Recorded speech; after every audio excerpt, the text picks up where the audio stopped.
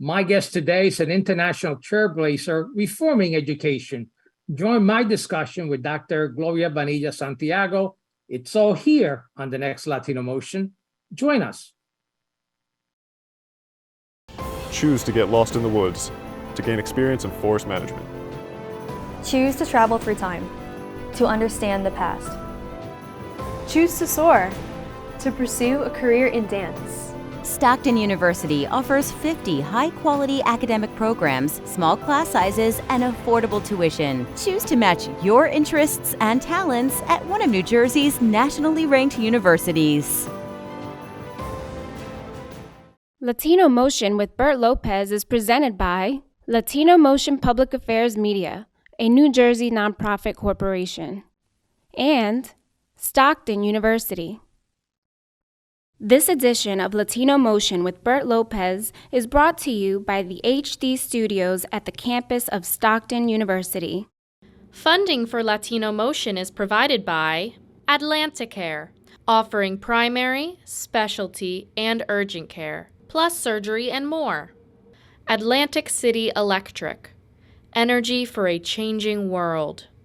And South Jersey Gas. Welcome to Latino Motion, a weekly interview show highlighting issues impacting New Jersey's Latino community while advancing understanding of Latino cultural heritage and contributions to our society. And here is your host, Bert Lopez.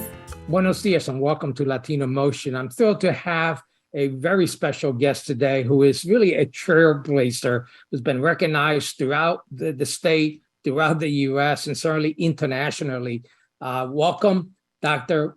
Gloria Bonilla Santiago. It's a pleasure to have you on the show, and I know that you're on the Board of Governors, distinguished professor at Rutgers Camden. I know that you're also the founder of LEAP Economy School, and you're currently serving as the Community Leadership Center Director, as well as Chairman of the Board of LEAP. You've got so much accomplished, and certainly everyone in the community really knows you throughout the educational community and beyond. I want to know a little bit more about you. And again, welcome to Latino Motion. Yes, thank you so much for having me. And it's a pleasure and an honor to be here to not only speak to you, but also to speak to the education community throughout the state and throughout the nation. I think it's so important to, during Hispanic Heritage Month to talk about issues affecting Latinos, but also issues that are, contribute to the Latino plight in the country. So, yes. And education has certainly been in the forefront as one of the big disparities that we've had in our community. And you've been able to tackle that. And I know we have a lot to cover in terms of what you've accomplished with me, but I want to get a little more personal, just to tell us a little bit about how you got started.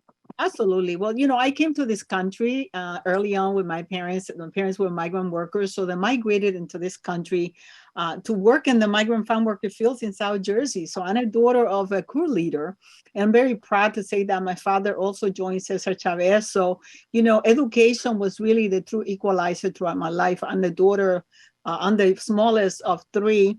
And so as the youngest child, my parents selected me to actually be the forefront in education. My father said, your job is to go to school and learn, and so you can represent us. So he wanted me to be an attorney.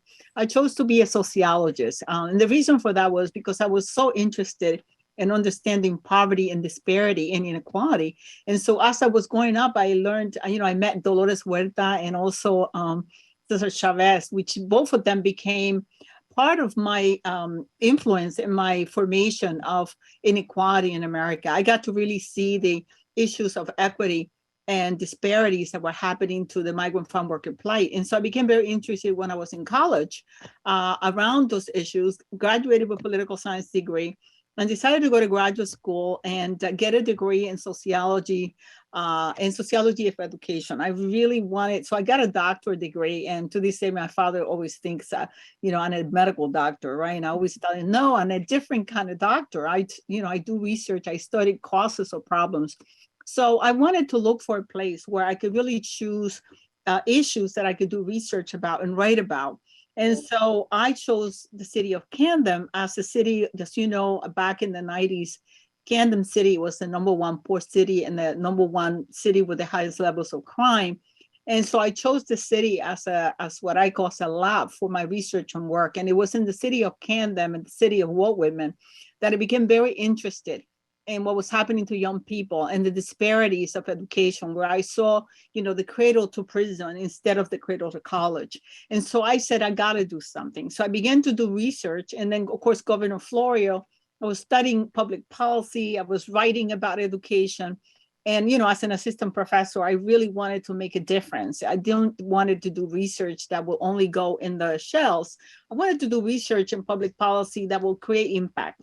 So I began to document the plight of Camden, and I began to advocate for it. And then I met Governor Florio, who said, "Oh, give me a proposal. What do you want to do?" And certainly I was looking for ways that we could create and, community schools that will be comprehensive. I was looking for a different model because I knew that traditional public education back then and still today, I believe that traditional public education have failed children of color in America, because we have what I call is garage schools and a lot of urban schools where, particularly in Camden back then, those were the conditions. We had less than 40% of the kids graduating, and even, and hardly none of them going to college.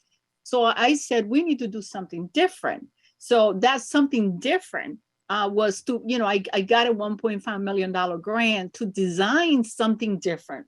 And in designing something different, I was looking for a comprehensive model that will be like a hub, a place where all children, families can come and receive all those kinds of services. And so we designed through a strategic planning process. I brought all these stakeholders, government, philanthropy, private and public, to build capacity for a new something, right? A new school that will look something different. It will be a new model of public education. And so yeah, it's certainly an amazing run that you've had in the success. Right. And, you mentioned about your dad coming here, and I think me and you are about four years apart. My dad also came here as a farm worker, working the fields. He was a cook. So a possibility that my dad may have crossed paths here from Puerto Rico, working in the fields, and certainly here in South Jersey. Camden was really a hub because of Campbell's soup. Absolutely. And all the tomatoes that were growing out in the Cumberland County area. So that certainly Del Monte, the compañía, the Monte company was also here in the city of Camden, right? So it was sort of a place where Puerto Ricans will reside after, during the summer they will work in the camps, but during the winter they will stay. And that's how, when the white flight left Camden, and also industry left, what was left was African Americans that came from the South and Puerto Ricans that came also from Puerto Rico or from Philadelphia, from other parts of the country. Of course, my family did not come to Camden. My family stayed in Pennsgrove. So you have the Byland community and the South Jersey community where our parents reside. But the beauty, I think, of the story goes that I really was able to if I can continue the discussion about education, I basically decided to look for ways that I could create public policy that will allow me to design something new. So I began to look for policy throughout the country, public policy throughout the country that showcase, a model of public education. So I found this thing called in Minnesota, a charter. And I went to Minnesota just to look at what that charter school would look like. And I really didn't like it. It was all churches and wasn't too happy. But the public policy of education in Minnesota was a good public policy. And I took that. And then I went to Michigan and learned a little bit more about it. And I brought it to New Jersey. And then I presented it to the governor. I said, look, there is ways that we can create new public policy for public schools. As you know, charter schools are public schools. Right. And part of what the country was discussing about giving choices to parents to send their kids to good schools. And so I'm a big believer in public education and a big believer in also in quality schooling for kids, for all kids. Not just for some kids. That's really the key, right? In terms of the quality. Yeah. And I think that's where you have had so much success with LEAP, where other charter school may have failed. You continue to be a beacon of success. We do want to talk a little bit more about the LEAP Academy and some of the other work that you're doing, not just in Camden, but really around the world. So we're going to take a quick break. We'll be right back with more Latino Motion.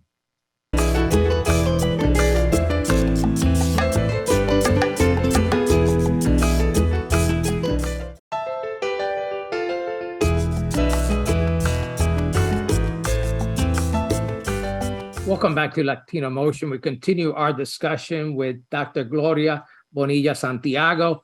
And Dr. Santiago, Bonilla Santiago, I know that you mentioned how through research and through a lot of hard work, you began the LEAP Academy. It's a charter school. And before we talk more in depth about what that is, the success you have with that school, what is a charter school and how is it different from a public school?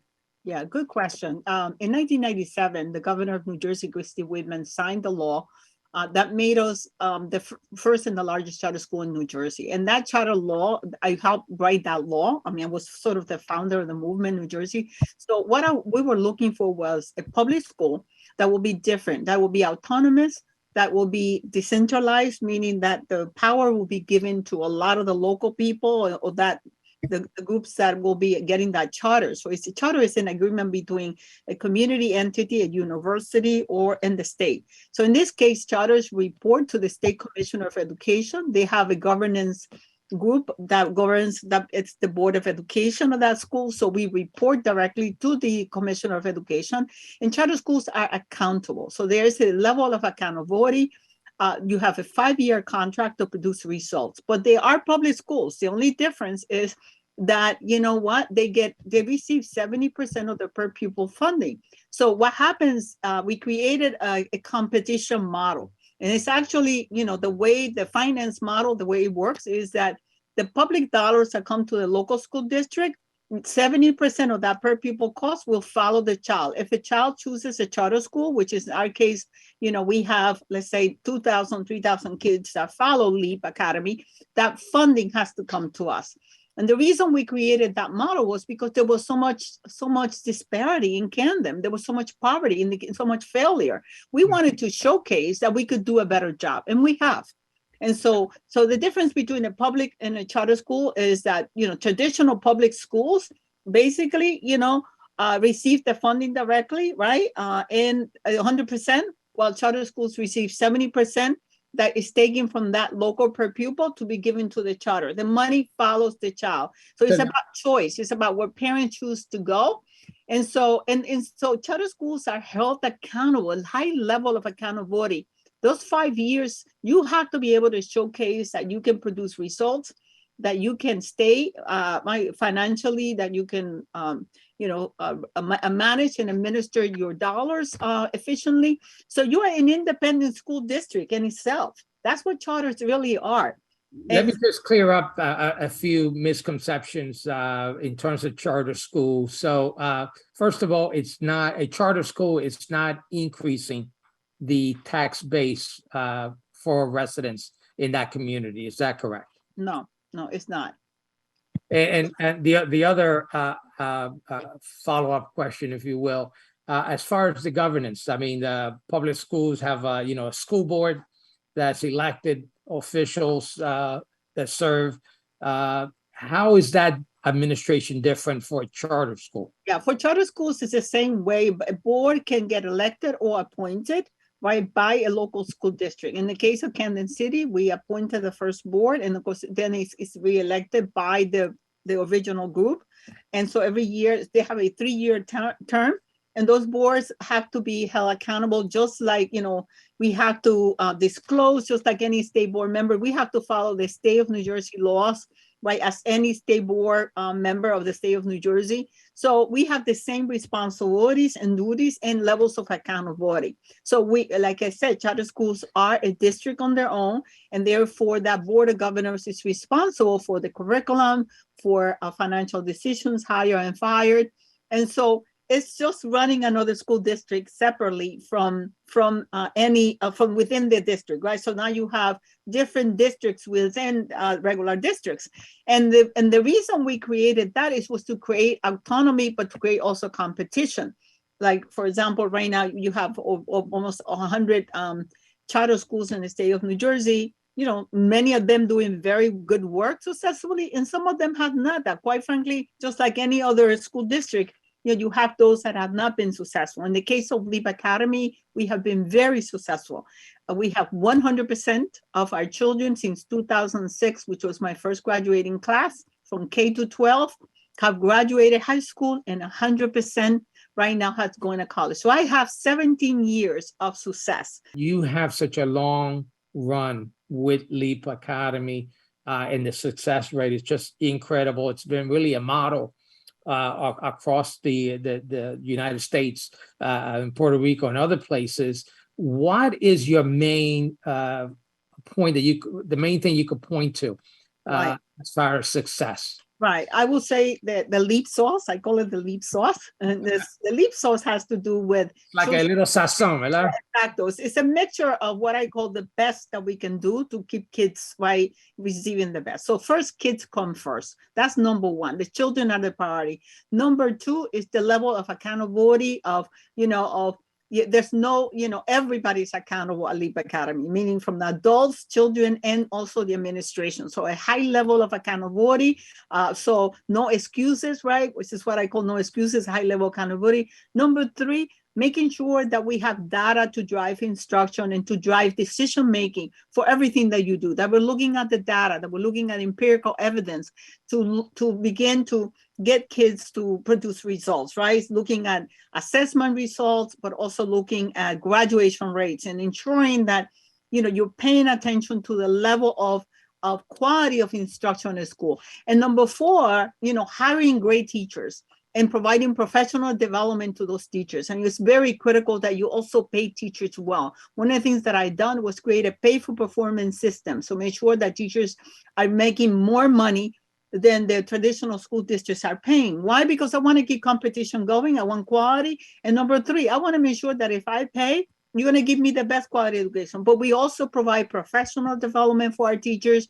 Once a month, we treat teachers as professionals, we cultivate them, and we retain them. And number five, stand the year, stand the day, making sure that your day is longer, that you have an integrated model that is holistic and comprehensive for services for children, and model that really speaks to four factors. Like I said, student, teacher, stakeholders, bring in the universities like Rutgers and Rowan to be your partners to ensure that there's a pipeline for higher education so that those universities can enroll those kids right away.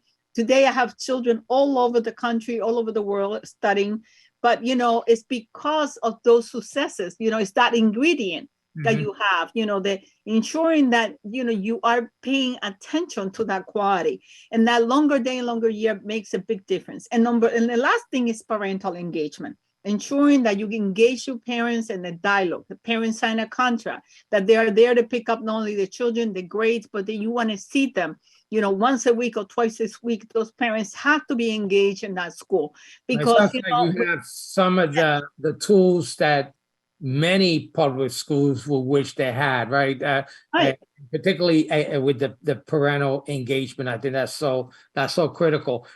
We have so much more to cover because you have taken this not just in Camden, but you have taken this all over the world, and certainly you're the go-to person when we're talking about charter schools and making them successful. We're going to take a quick break, and we're going to come right back to this discussion. We'll be right back with more Latino Motion.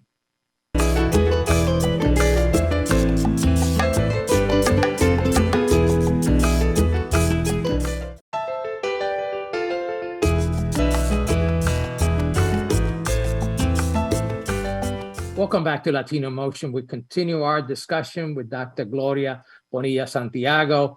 And Dr. Bonilla Santiago, wanted to ask you, because obviously the great success, President Obama came to your school. It's been highly talked about. And Yeah, there's been an outreach, people reaching out to you to go to their locations. And I know that Puerto Rico has been special for you, and you engage in Puerto Rico and other parts. Tell me a little bit more about that. Yes, we decided to upscale the LEAP model to places like Puerto Rico, Paraguay, and also Accra, Africa, places of poverty. And why Puerto Rico? Because I'm from Puerto Rico, but more importantly, because 99% of the children in Puerto Rico cannot pass, the meta test, which is reading, basic reading and writing, right? And so I decided that I wanted to do a school. So I have 700 school children there in Puerto Rico, in Sabanayana, which very bright, STEAM plus C. The focus is in building entrepreneurs to be the next future generation of leaders of the islands. Puerto Rico needs ethical leaders and ethical entrepreneurs that can rebuild the island. And then I took it also to Paraguay. In Paraguay, the USAID gave me a $3 million initiative to work around issues of ethics, equity, and then around vulnerable populations, and to deal with issues of corruption there. So I decided to tackle it through education, because I felt that education is the equalizer, and that once children learn about how to be ethical and how to be equitable, that we will have a better society. So we have a great project in alignment with La Universidad de la UNA in Asunción, Paraguay, and the same thing I did in Accra, Africa. And so upscaling that model is now giving me an opportunity really to redefine and customize our model to the needs of those countries. And we want to also rebuild throughout we have invitations from Florida and different other states like Detroit.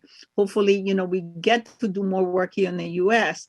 But the idea was to go where poverty is and where we have children that are desperately in need, to upscale our model and align it to Rutgers and the work that I'm doing with LEAP here in Camden City.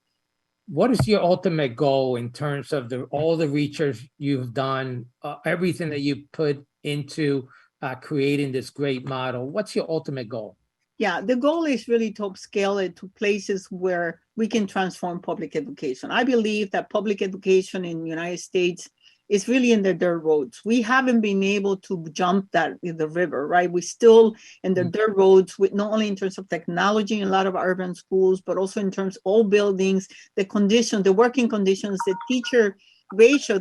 Right now, when we're talking all over the nation about the fact that we have a loss of teachers, that no teachers want to go and teach, but it's not a loss of teachers. I will argue that is the conditions in which teachers have to work, that teachers have really gotten disappointed about that. So, my recommendation for teachers is to really rethink about ways to transforming education. That what we want to do is create new conditions, right? New schools, and rebuild the new schools of the century. And the new schools, urban schools of the century, are schools that are going to be totally different. They're going to be hubs. We got to create schools that take care of the social and emotional problems of children, but also that are schools that can provide the longer day, longer year kind of quality of education, opportunities for kids to come there after school, to, have gym, to have all the things that urban kids, suburbia kids have, because we have an issue of access. We have an issue of inequality in those schools, and we have an issue of segregation. And still today, you have only Black, in my schools in Camden City, all I have is Black and Latino kids. I have no white kids. And why is that? Well, we don't have a white population in the city. Now, whose fault is that? It's not the fault of the community. It's the fault that you don't have industry. And whenever you have poverty, you have this, you have these hubs.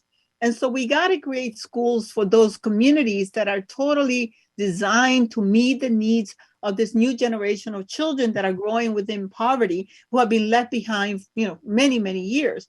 And so what I'm proposing is that we do a holistic integrated model where you have healthcare, you have education, you have jobs, where you have training and development for parents, where you develop a whole community development corridor where families can come to solve their problems, you see? Dr.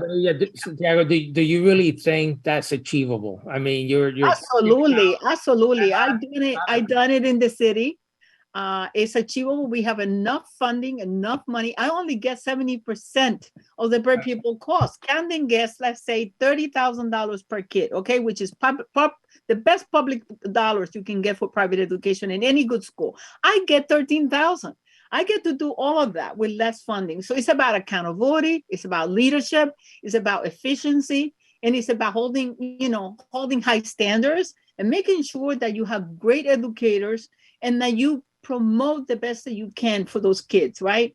Because when we put kids first in the United States, when we put them first, everything can work and you use the resources efficiently. Let me just ask you, because we just went through 2 years of COVID and, there have been a lot of changes because of COVID. How has that impacted your program? Well, one great thing about doing things right is that when emergencies occur, for example, in our case, we had given every child a computer. We have worked with families to make sure that we're connected. We ensure that when the COVID hit us, we thought, oh my God, what do we do? Well, we gathered everyone together. We had the technology to connect our children in their homes. Those that did not have Wi-Fi, we were able to work with our, connect with the AT&T and the different companies to put, connectivity in their homes. We sent every employer. We had 100% of the children online teaching and learning. We were able to train our teachers quickly because they already had the technology available. And what we did was all the employees, instead of send people home and say, well, guess what? There's no work. We used all our buses and we used every employee that we have to send food door by door every day to feed our children and families. We had everybody working, you know what I mean? From maintenance, security, to teachers and staff, everybody on board. We kept that community going so that no child will be left behind. And that kind of synergy, that kind of passion was what I saw. And that's when, that's when that a community that you build, because we built a new community here, a community that cares about kids, cares about families. And what we're going to, everybody held themselves accountable. And we said, we're not going to let people fall through. So, unfortunately, we're running out of time, and I do want to end with this. What advice do you give parents? What advice do you give educators who are not part of LEAP, but have their kids in the public schools? What's the best advice you could give them?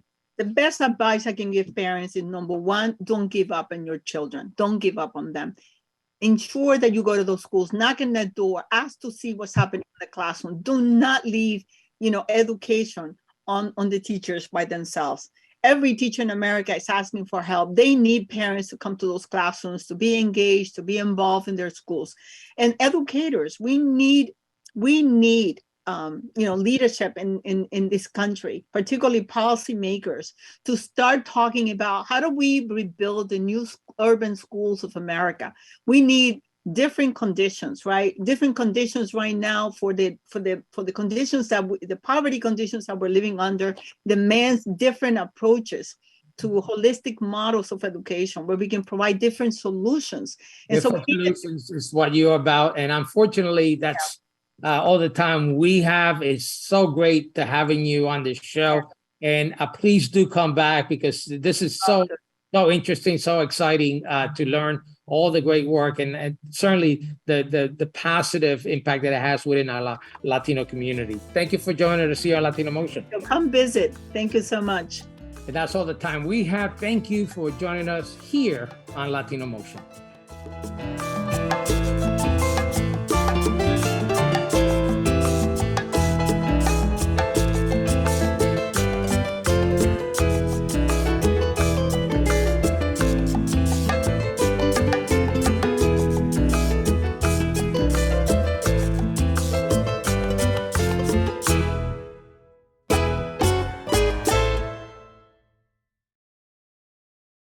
Choose to get your feet wet, to learn more about protecting our environment. Choose to read minds, to understand the human brain. Choose to get your hands dirty, to create a masterpiece. Stockton University offers 50 high-quality academic programs, small class sizes, and affordable tuition. Choose to match your interests and talents at one of New Jersey's nationally ranked universities. Funding for Latino Motion is provided by Atlanticare, offering primary, specialty, and urgent care, plus surgery and more. Atlantic City Electric, energy for a changing world. And South Jersey Gas.